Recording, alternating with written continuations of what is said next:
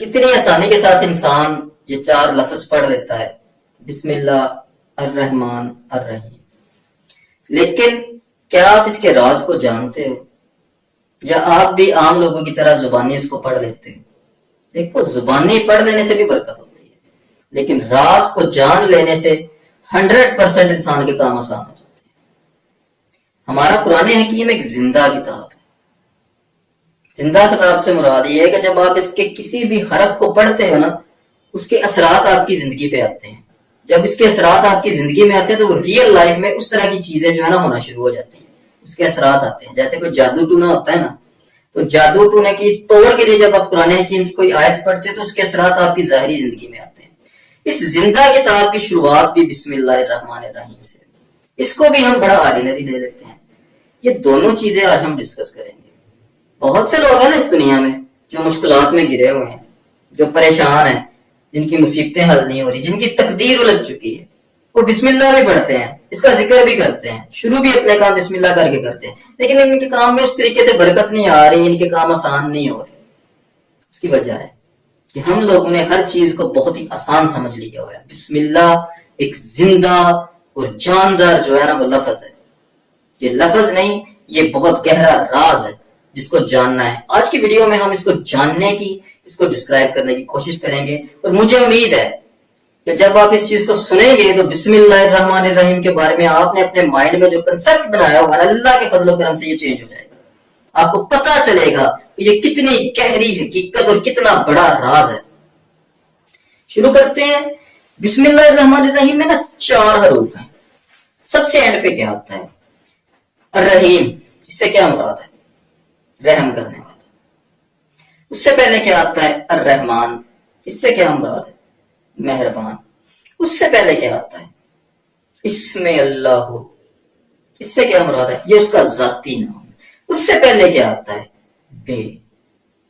بات ساری آگے مخفی ہے بے اور اسم اللہ کے درمیان۔ الرحیم اور الرحمن یہ 2 صفتیں ہیں۔ اللہ تعالیٰ کی ذات مہربان ہے، یہ صفت ہے اس کی۔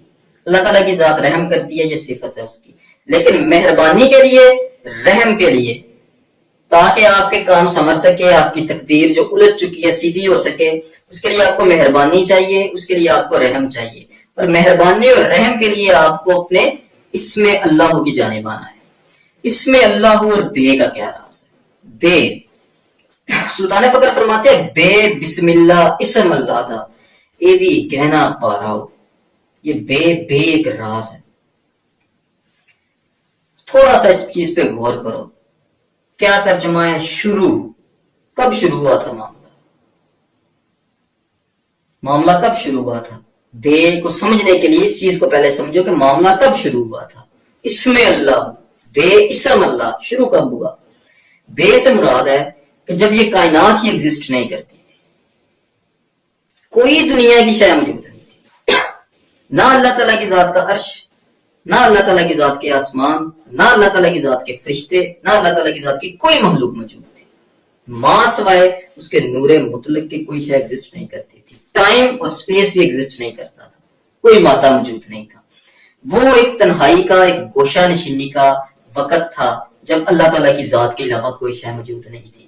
وہ وقت بے ہے، یہ بے ہے، یہ ایک راز ہے جس کے بارے میں نبی پاک صلی اللہ علیہ وآلہ وسلم نے ہمیں منع کیا کہ اس وقت کے بارے میں تم لوگوں نے نہیں سوچنا جب اس کا احدیت کا نور موجود تھا، کیونکہ کوئی عقل ایسی نہیں ہے جس میں وہ سما سکے، کسی کو سمجھ ہی نہیں آ سکتی، قافلے سنسار ہو جائیں گے، عقلیں زائل ہو جائیں گی، وہاں پر انسان کو سمجھ نہیں آئے گی۔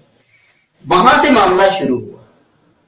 اللہ تعالیٰ کی ذات نے جب شروعات کی تو اللہ تعالیٰ کی ذات نے کیا کیا؟ بے اسم اللہ، بے اسم اللہ، اس معاملے سے یعنی اس احدیت کے نور سے پہلی جو شے یعنی خود خدا نے احدیت سے نکل کے خود کو وحدانیت کی جانب موڑا، ایک ذات کی شکل میں ڈالا اور اس میں اللہ ذات کو پوری کائنات میں متعارف کرایا۔ اس سے پہلے کوئی نہیں جانتا تھا اسم اللہ کو۔ بے اسم اللہ یعنی وہ اسم اللہ۔ اب اسم اللہ سے آپ نے شروع کرنا ہے۔ بسم اللہ کا اصل معنی آپ کیا کرتے ہیں؟ شروع اللہ کے نام سے جو بڑا مہربان ہے، رحم کرنے والا، کر کے تو شروع کر دو۔ نہیں بھائی، نہیں، ایسا نہیں ہے نا۔ آپ نے خود کو اسم اللہ کے سامنے پیش کرنا ہے، یعنی اللہ تعالیٰ کی ذات کے سامنے خود کو پیش کرنا ہے، اس سے مدد مانگنی ہے، اس کا ذکر کرنا ہے، اس کو یاد کرنا ہے، اپنے کاموں کو اس کے سپرد کرنا ہے، تب جا کر اسم اللہ آپ پہ مہربان ہوگا۔ اللہ تعالیٰ کی ذات کا پھر جو صفت ہے نا کہ وہ مہربانی کرتا ہے، وہ کرتا ہے مہربانی، لیکن خود کو پہلے اسم اللہ سے تو جوڑو۔ جب آپ خود کو اسم اللہ سے جوڑ دو گے تو اللہ تعالیٰ کی ذات آپ پہ مہربان کرے گی۔ اور کوئی بھی کام شروع کرنے سے پہلے قرآن حکیم ہے نا، آپ پڑھنا چاہتے ہو، قرآن حکیم شروع کدھر سے ہوتا ہے؟ اسم اللہ سے، بے اسم اللہ الرحمن الرحیم۔ جب آپ اسم اللہ کو ہی نہیں جانتے، اپنی ذات کے اندر ہی نہیں اس کو اتارتے، اس کے ساتھ اپنا کنیکشن ہی نہیں بحال کرتے، اس کا تصور ہی نہیں کرتے، تو آپ قرآن حکیم کو کیسے سمجھو گے؟ اس کے اندر سے اس کی شرح ہے قرآن۔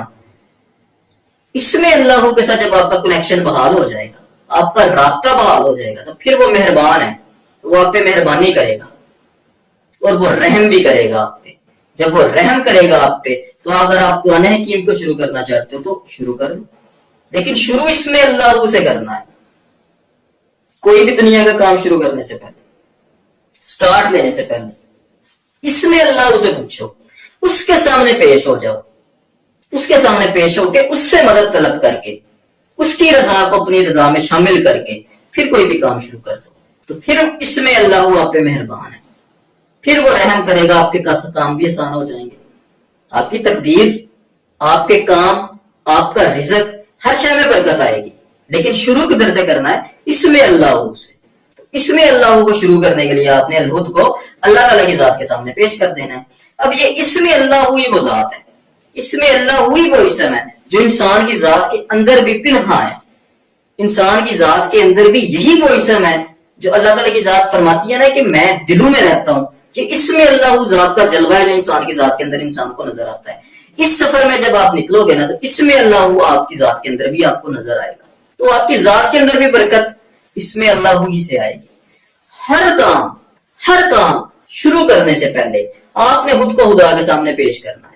جب تک آپ کا رابطہ آپ کے خدا سے، آپ کے اللہ سے ہو نہیں جاتا، تب تک آپ کیسے یہ تصور کر سکتے ہیں کہ ہر کام میں برکت آ جائے، ہر کام میں رحم آ جائے؟ جب آپ صفتوں کو تلاش کر رہے ہیں، پہلے ذات کو تو تلاش کر لو۔ جب آپ ذات کو ہی نہیں تلاش کر پا رہے، آپ اس جانب آپ کا دھیان ہی نہیں ہے، تو کیسے برکت کی تلاش میں نکل چکے ہو یا رحم کی اپیل کر سکتے ہو؟ نہیں، یہ اصل معنی ہے بسم اللہ الرحمن الرحیم کا۔ اسی لیے تو سلطان فقر نے فرمایا نا کہ بے بسم اللہ اسم اللہ دا اے وی گہنا پاراؤ۔ یہ بہت وزنی گہنا ہے، یہاں سے سارا قرآن شروع ہوتا ہے۔ قرآن ایسے سمجھ نہیں آئے گا جب تک آپ کا خدا سے رابطہ نہیں ہوگا۔ اسم اللہ کے ساتھ آپ کا رابطہ ہوا، وہ آپ پہ مہربانی کرے گا، آپ پہ رحم کرے گا، پھر آپ نے قرآن کو شروع کرنا ہے، تب آپ کو سمجھ آئے گی۔ ورنہ قرآن خود کہتا ہے کہ مجھے پڑھ کے لوگ گمراہ ہو جائیں گے، بعد ہدایت پا جائیں گے، تو گمراہ وہی ہوں گے جس کا خدا کے ساتھ رابطہ کوئی نہیں۔ یہاں پر لوگ الٹا آپ کو بتا رہے ہیں کہ قرآن پڑھو، قرآن پڑھ کے پھر اللہ کے ساتھ رابطہ ہوگا۔ بھائی اللہ کے ساتھ رابطہ کرو، وہاں سے شروع کرنا ہے، اس کے ساتھ شروع ہو کے تو پھر آپ نے قرآن تک کھانا ہے، تب وہ علم آپ کو حاصل ہوگا۔ تو یہ در حقیقت بسم اللہ الرحمن الرحیم کا جو ہے نا وہ اصل معنی ہے۔ اس کو زبانی کلی کر لینے سے جو ہے نا انسان کے کام آسان نہیں ہوں گے، اس کو اپنی ذات پہ امپلیمنٹ کرنا ہوگا، تب آپ کے کام آسان ہوں گے، تب آپ کی ہر مشکل آسان ہو جائے گی، آپ کے رزق میں اضافہ ہو جائے گا، آپ کے ہر کام میں برکت ہو جائے گی۔ صرف زبانی جو ہے نا پڑھنے سے یہ معاملہ حل نہیں ہوگا۔ جزاک اللہ۔